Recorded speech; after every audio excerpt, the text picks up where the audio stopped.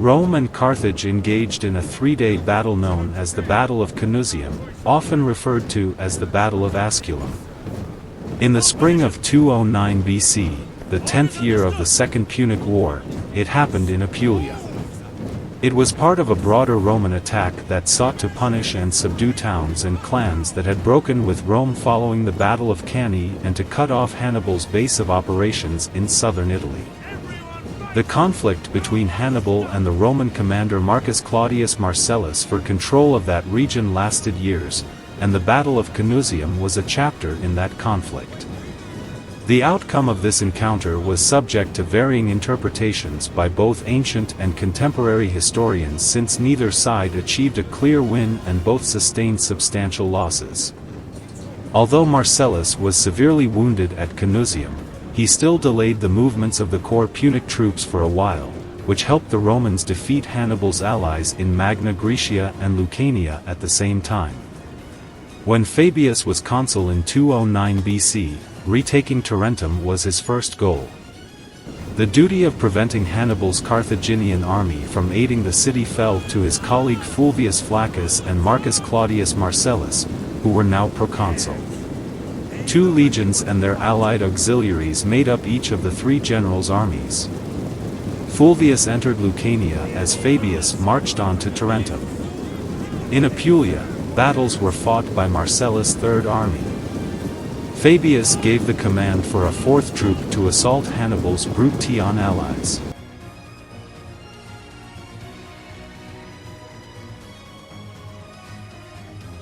The consul's letter and Marcellus' belief that he was the only Roman commander capable of defeating Hannibal were what spurred him to action.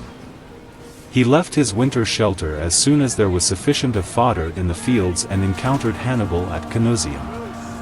The leader of the Carthaginians was attempting to persuade the people of Canusium to defect when Marcellus approached and Hannibal broke up the camp. Hannibal started to retreat toward forest since the terrain was wide and there was no place to set up an ambush. Marcellus followed in Hannibal's footsteps and started setting up camp near to him. When Marcellus had finished setting up camp, he would immediately send out his legions for war. Hannibal would confront him in combat, employing just the javelin throwers of his infantry and his cavalry in separate squadrons, since he considered that a full-scale fight was very perilous. However, he was forced into the conflict he was attempting to avoid. Marcellus caught up to Hannibal in a wide, open location where he had been walking through the night. As he attempted to set up camp, Marcellus provoked him by assaulting the men doing the task from all sides. As night fell, they parted ways amicably after a fierce fight in which all of their soldiers were involved. Before it got dark, the camps, which were close to one another, hastily reinforced by both parties.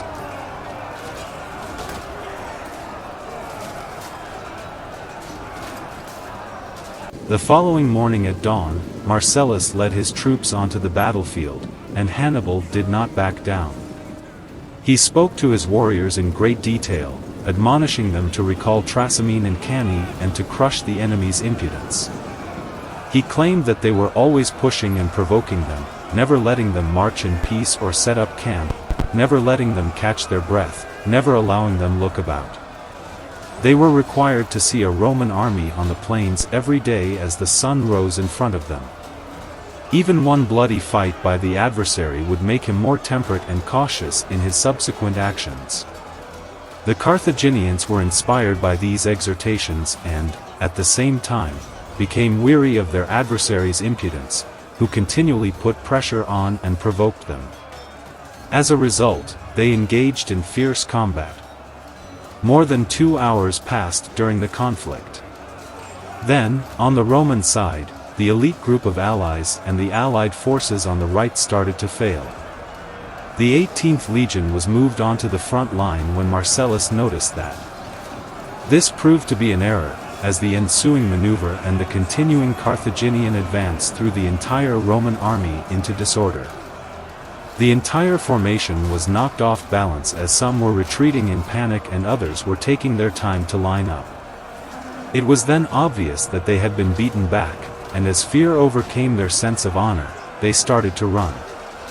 A total of 2,700 Roman civilians and allies perished in the combat, including 2 military tribunes named Marcus Licinius and Marcus Helvius and 4 Roman centurions.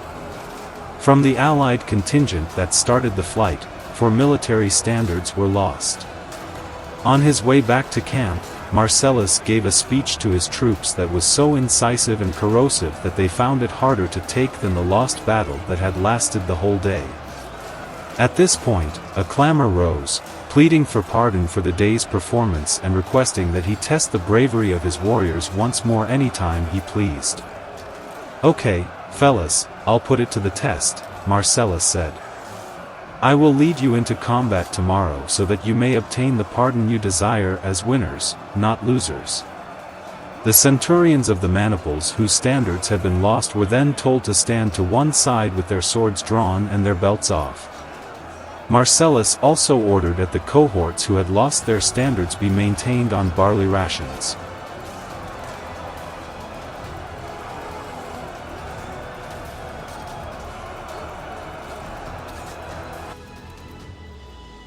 The eyes of the Senate and all Rome are upon us today. We must make them proud that we are their defenders. More than that, our Roman gods are watching. Make sure they are not ashamed.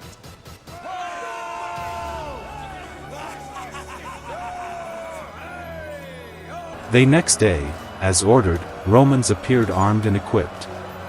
The commander complimented them, and announced that he was going to lead into the front line the men with whom the flight had begun the previous day, and the cohorts that had lost their standards.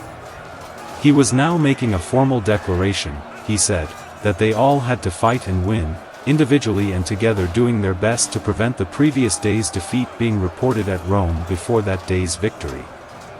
They were then ordered to take food to build up their strength, so that they would have sufficient stamina if the battle were prolonged. When all was said and done to boost the men's morale, they proceeded to the field.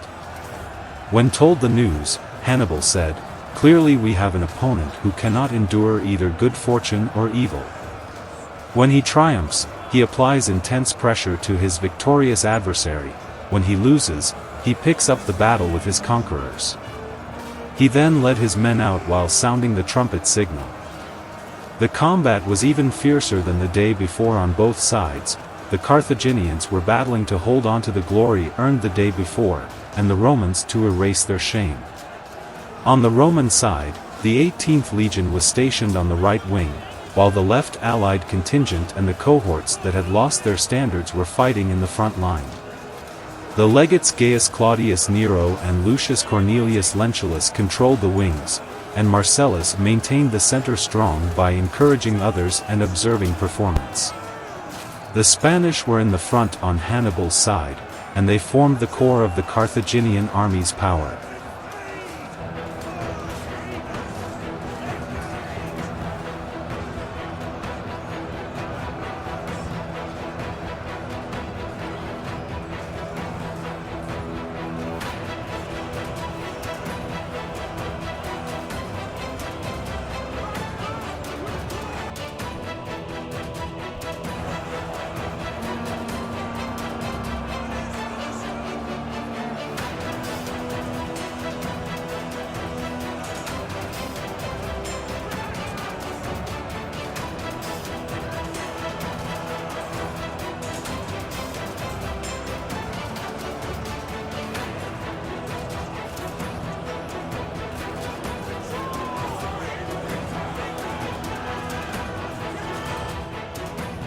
Hannibal gave the order to bring elephants to the front after a protracted period of stalemate, hoping to cause chaos and terror among the adversaries.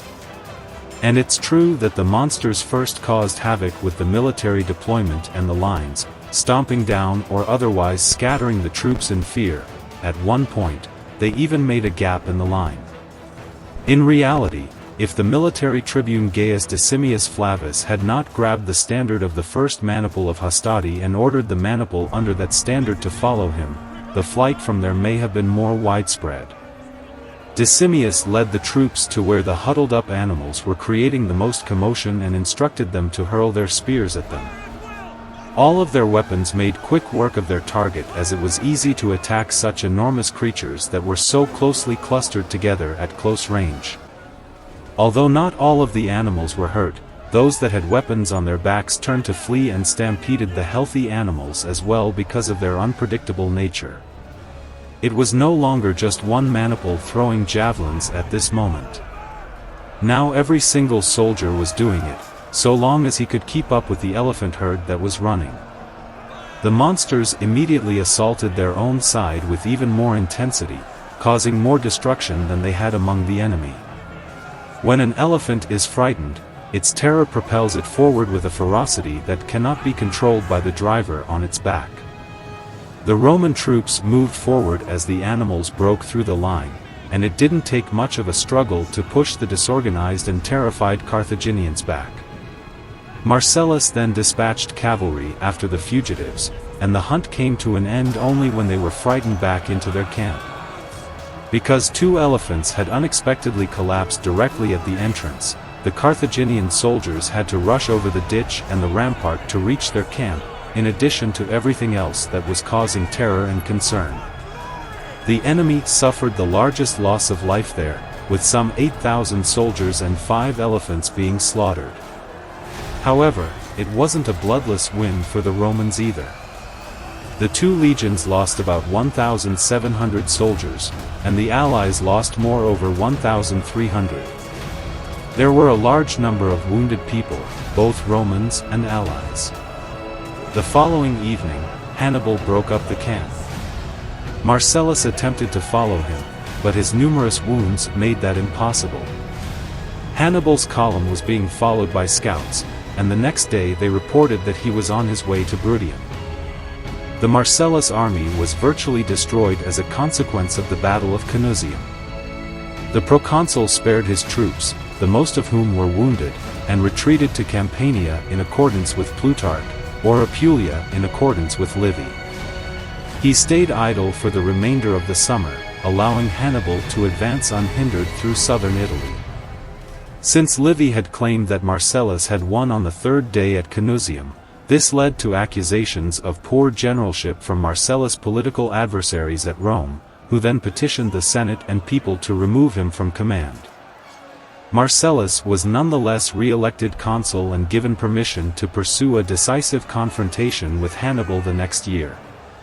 While Marcellus was still engaged in battle with Hannibal in Apulia in the summer of 209 BC, northern Lucania was brought under the control of the army led by the consul Quintus Fulvius Flaccus. The city of Manduria in the Salentine was attacked by the other consul, Quintus Fabius Maximus. It was just around 35 kilometers to Tarentum. After breaking free from Marcellus, Hannibal raced to save Colonia in the uttermost reaches of southwest Italy, even though Fabius' army was very near Tarentum. Unopposed by the main Roman armies, the Carthaginian commander intercepted and destroyed an 8,000-strong detachment attacking the Bruttians from Rhegium at Colonia, retaining control of the province. But the conflict kept him from arriving in time to defend Tarentum from Fabius' assault. When Fabius sacked Tarentum, he was only 5 miles away.